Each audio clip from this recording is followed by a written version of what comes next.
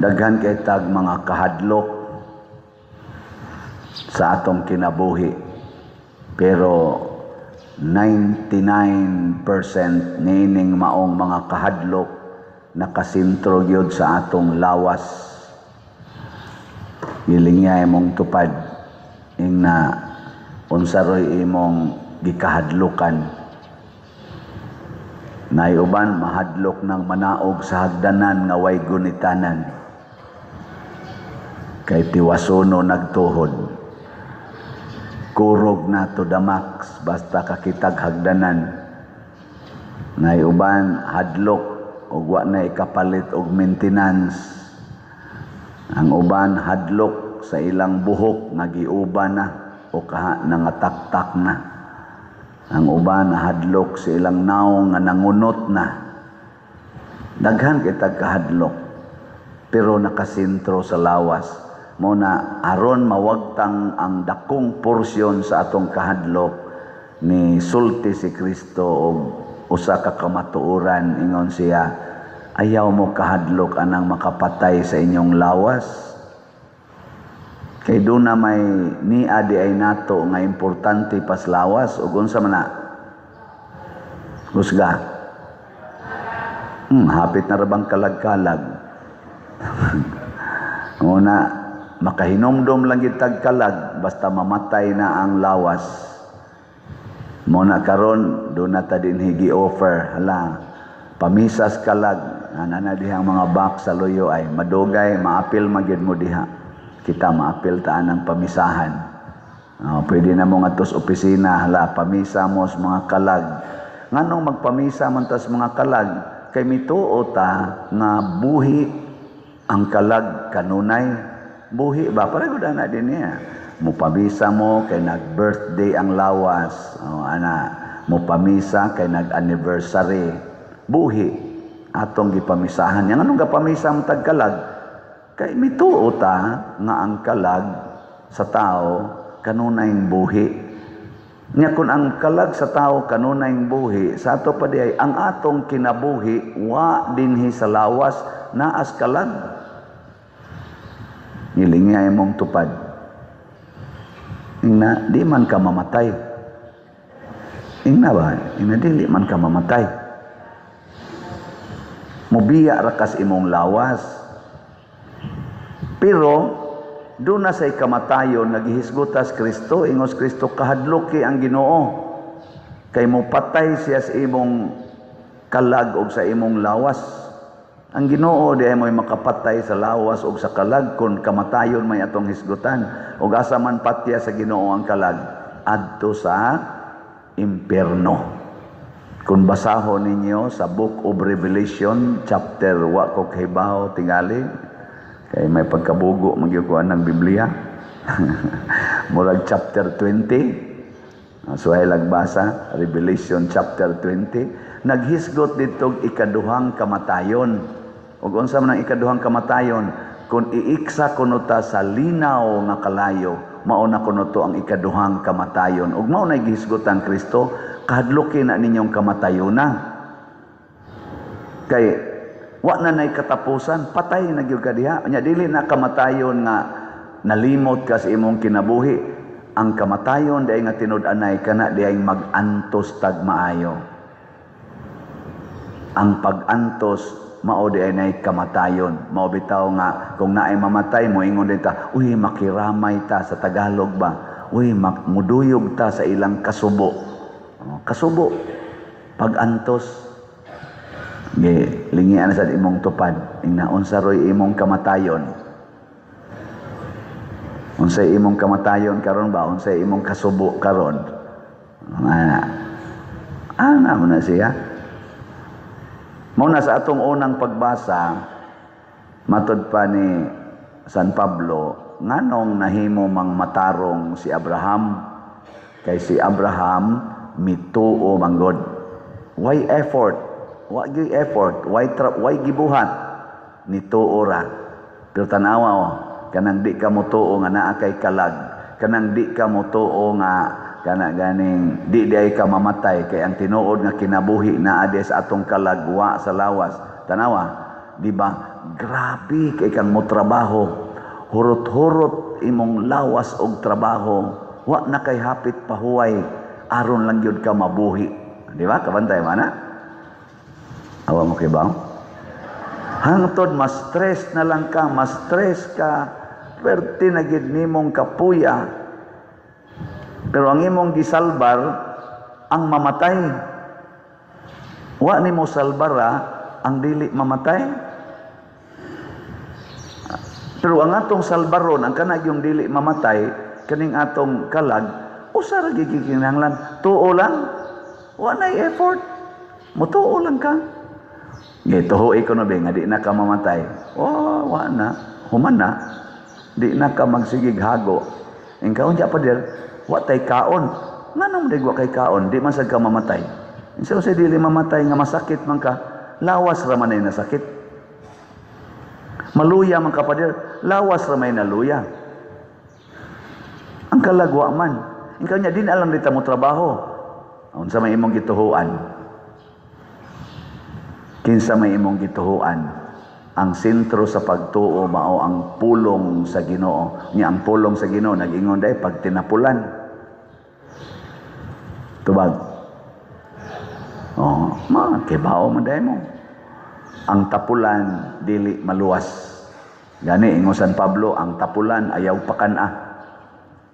Kay tapulan. Sa ato pa di ay kun do na tay buhaton, guided by faith, not by worries about the body. Kumusta rong atong mga gobyerno, atong government official, kaning administrasyon ni Bongbong Marcos? Unsa may nag-guide sa ila karong gipangbuhat kana mga investigasyon, kana mga flood control, kana mga corruption? Unsa may gagiya nila? Ang pulong sa Ginoo o pulong sa tao? Kusga. Pagbutar ninyo atong 2022, unsa may gagayad ninyo nga gibutaran man gina ninyo si unit team, pulong sa Ginoo, pulong sa tao?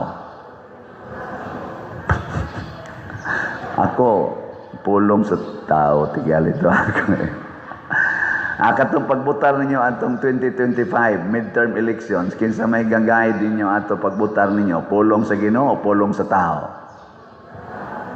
Kana i-check na. Kaya ang pulong sa tao, kanunay ginang nakasintro sa lawas. Muna nga tagaan din tagkwarta para sa imong balay, para inyong ikaon, para inyong iinom, para inyong isugal. O ana, muna na ayuda. Nya gipahimos lang as mga politicians, nga mga kurakot. Sige hantag-hatag anang ayuda. Ang lawas mo'y ila kunuhayng salbaron. Pero wa ta makahuna-huna nga sa ilang gipanghatag di ina nila gikuha. Basig didto na gikawat sa kaban ng bayan. Mao na. Unya ila ra ba nang bawion? Unya ang kaban ng bayan kinsa may gabutang og kwarta diha sa kaban ng bayan? Kita. Nya ilang gikawat, nya ila din tag ayuda-ayudahan pagkasalbahis.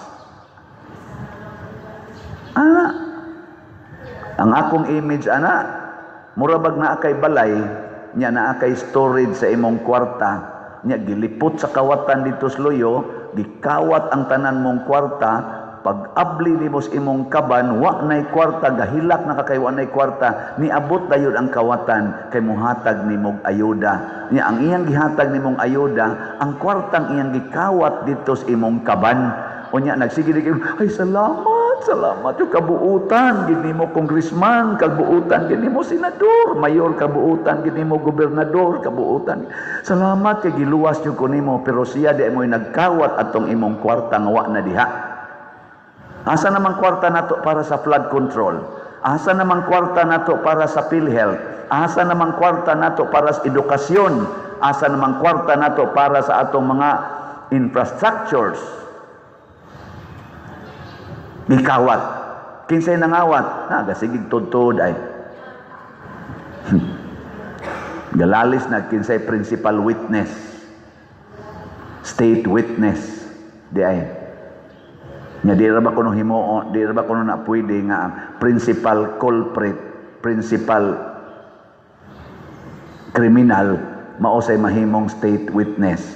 Karon galalis na sila kay naa kuno'y principal criminal sa paghimo aning corruption, mao naman hinuoy giplanuhan nga himuon kunong state witness. Nangayabag na gyud.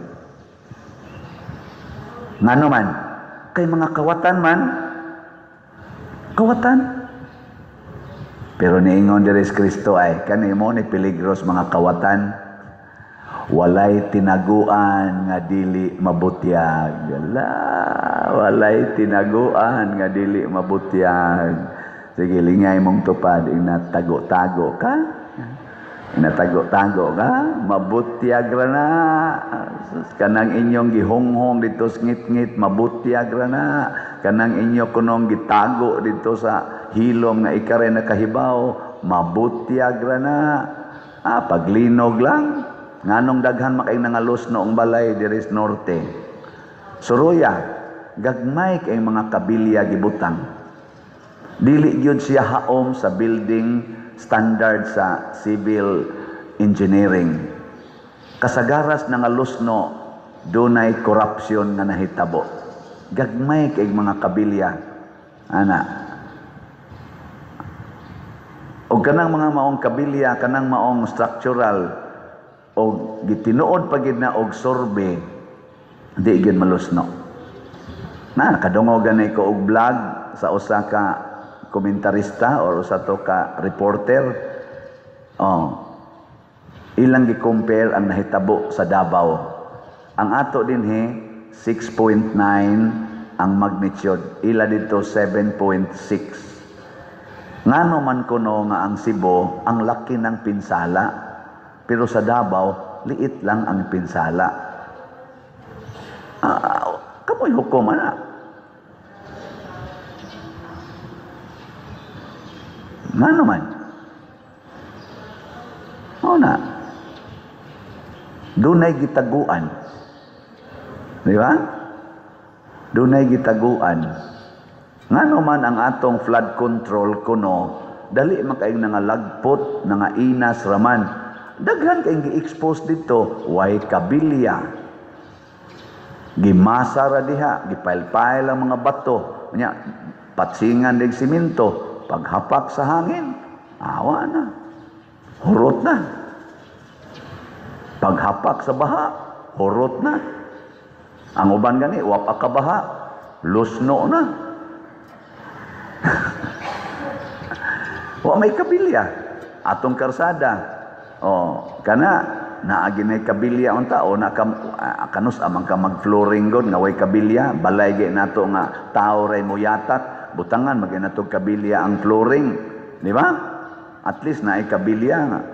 Anawa nato mga karsada, giploringan din na, kanang nga flooring la diya, gibutangan din na kabilya diya. Tanawa.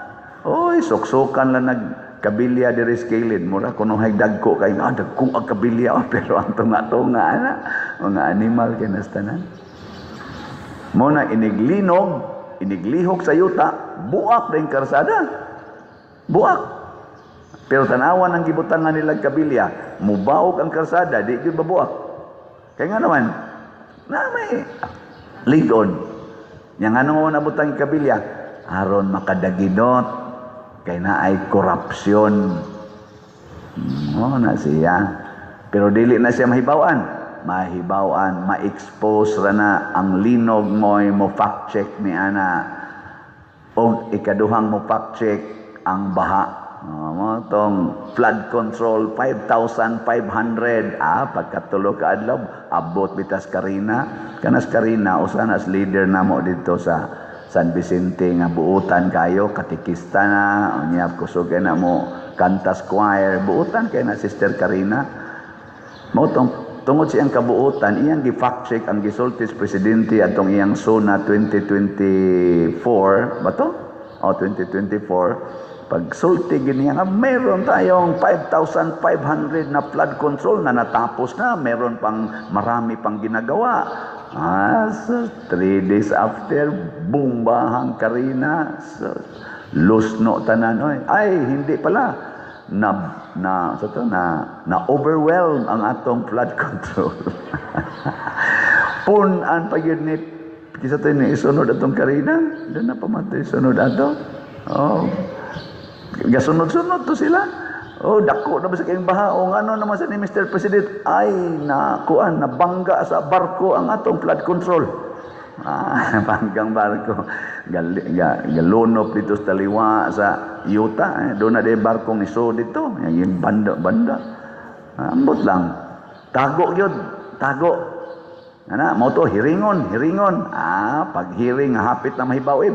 Ilisi dayon ng Blue Ribbon Committee Chairman. Ilisi kay mahibaw ano niya.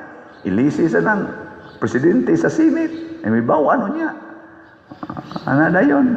Ilisi ng ombudsman. Ay, Ginoo. Ang katapusang mo fact check nato mga igsoon mao ang epekto sa atong binuhatan. Ug unsa may epekto sa binuhatan aning atong administrasyon karon kamo nalay analyze diha. Nalipay ba mo?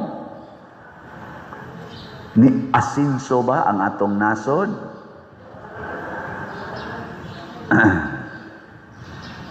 Ilhan gina nato ang dunay pagtuos Ginoo ngano man magbuhat og maayo. Matud pa sa atong tubag sa Salmo, nagadangop ako kanimo Ginoo sa panahon sa kagul-anan o gipuno mo ako sa kalipay sa kaluwasan.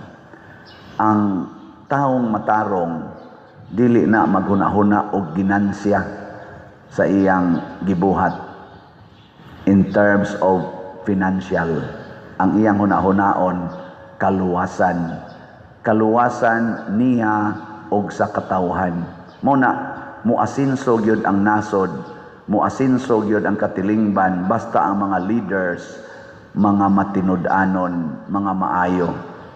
Analysa ninyo sa inyong namatngunan nga mga presidente nga nagdaas atong nasod kinsa man nga administrasyon nga maka-feel gyud ka nga nalipay ka nya ni asinso ang atong nasod nga nakasinati tag nga bang murag kaasinso kana mauna sila ang mga mataro nga tao. Pero kadtong mga leaders na ang gihatag kagubot, kaalaot, mga disgrasya, nawagtang ng ato mga kwarta, kana mga tao na nga ang kalag wa maatiman, ang lawas ray giatiman. O kasagaran na ba ni atong lawas ang pangayoon bisyo. Bisyo ra gyud. Bisyo ba? Tagbaon ang unsa man ang ang biga, the lust. Tagbaon sexual pleasures. Ang inom, tagbaon sa inom, hala inom yun, buntagay inom. Nya ang sugal, hala online nga sugal, hala dirbi, hala tigbakay, tungit, sag-unsa nalay sugal, hastagot ang pagpili og Santo Papa, gisugala na, o kinsa gima Santo Papa. Hasta eleksyon, hala sugal, kinsay mahimong gobernador, lugro-lugro pa, kinsay mahimong kapitan, magperting sugal. Patay kita, niya ang way, yup-yup, suyop, pala, drugas, naay mahalon, naasay baratuhon, hala sigas mata, kagots ngipon, nangabangag ng utok, siging yup-yup, suyop, o ang utang mo increase yung utang, maputos gitas utang. Tanawa ron ang atong nasod gikan atong 2022 karon 2025 gikan sa mga 12 trillion ang atong utang, nahimo na karong mga almost 18 trillion ang atong utang, ni increase og mga almost around 6 trillion ang utang. Unya tanawa unsay resulta, flood control nga way control. Ana. Tungod na sa bisyo. Bisyo. Si Saint Ignatius of Antioch, gihagad siya na ayaw na lang supak-supak sa emperor, uyo na lang sa emperor, kay mamatay gyud ka. Matod pa ni Saint Ignatius, dili ang akong lawas ang importante ang Ginoo. Kung mamatay man ko para sa Ginoo, kalipay na nako, kay si Kristo nagpakamatay na para nato. Muna kita sad magpakamatay para sa kamatuuran. Andota, no? Ingna imong tupad. Ingna nagpakamatay na si Kristo para nimo. Pagpakamatay sa diha. Naa. Si Pedro kalungsod nagpakamatay tungod kay si Kristo nagpakamatay. Model na to siya. Nya kay di man tapat yun, wala naman tagi persecute. Pag-practice na lag patay-patay. Nya unsa may practice og patay-patay? Palit og slat. Kana nya ihurot yung palit og slat ang imong kwarta. Haron mura sa kagpatay kay patay wa naman ay kwarta. Way kwarta ang patay oy. O na hutdag gid imong kwarta mo na ingos Kristo, sell everything you have and give it to the poor. Practice nagpatay-patay, biyai ang tanan, imong papa, imong mama, imong anak, kanang mga worries nimo about them, biyai na, kanang worry nimo about sa imong balay, imong yuta, imong trabaho, about your body, biyai na tanan, matud pa ni Jesus, practice nagpatay-patay. Pasabot, sa wap-a kapatya, unhi ang kamatayon. Haron igabot sa kamatayon, igo na lang kang moingon, ay sus, dugay na kong nangandam nimo eh. Relax kay ka. O tanawan ng taong daghag kwarta, inikasakit ana, ratol. Hala, huy. Ratol. Tanawan ng taong way kwarta, hapit ta ka matay. Matay magitang tanan. Uy, ay pag-adto dito kay maglinog niya, madatugan ka. Matay magay ka magkaon. Ana na sila. Oh. Yeah, last na lang lingi sa imong tupad. Ida, pila ka slot imong paliton ron. Nakaroon ba pila ka slot imong paliton? Di ba mo ingon din, ay palit pa mo na kong pagkaon, palit pa na kong maintenance, nahadlok na sa kasi imong lawas. Pag-practice nagpatay-patay. Mauna, the decision to die is the decision to live forever. Kung may naingong amin, nindog na lang ta.